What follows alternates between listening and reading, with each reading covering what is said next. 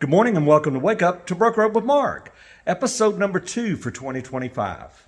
Well, snow day, wow, that was kind of fun in a weird way, and I'm sure most everybody enjoyed having a pause in our lives. And here we are the next day, and as you can see, I'm not where I normally am in my office studio, and the reason for that is obviously the road conditions, etc. So I decided I'd shoot it elsewhere, which of course happens to be my home.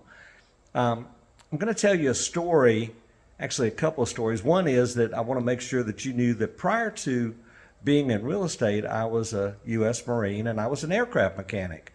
And the reason I bring that up is because as an aircraft mechanic, you're taught ATD, attention to detail, because we were always told that there is no emergency lane at 30,000 feet. So you got to make sure that you know what you're doing, and you got to make sure that you pay attention to all the little details because the details matter.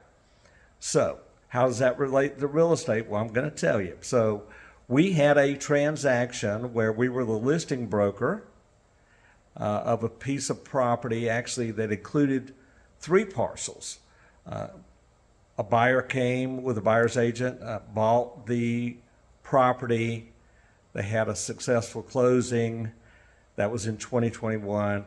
Fast forward to last year in 2024, about mid-year, we find out that 2 of the parcels were sold at a tax sale.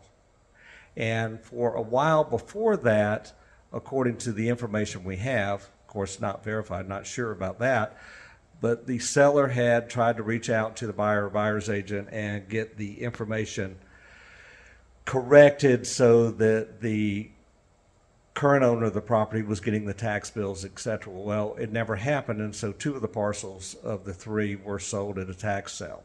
The great news is you have a year to redeem those tax sales, and so we're kind of in that phase now. But the point of talking about attention to detail is, according to the closing attorney, they transferred exactly what the purchase and sale agreement called for. Now, not pointing fingers, not interested in how we got here. I'm interested in avoiding it in the future. So, typically in a transaction, the only people who really know what's going on are the real estate agents involved, hopefully, and the buyer and the seller know. So when something is out of the ordinary, in this case, not 1, not 2, but 3 parcels of land, you got to be a little more careful and you got to pay a little more attention to detail to make sure everything is done and done correctly.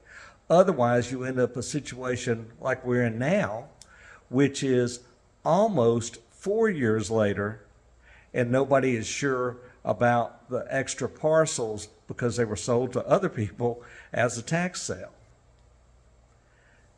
Details matter.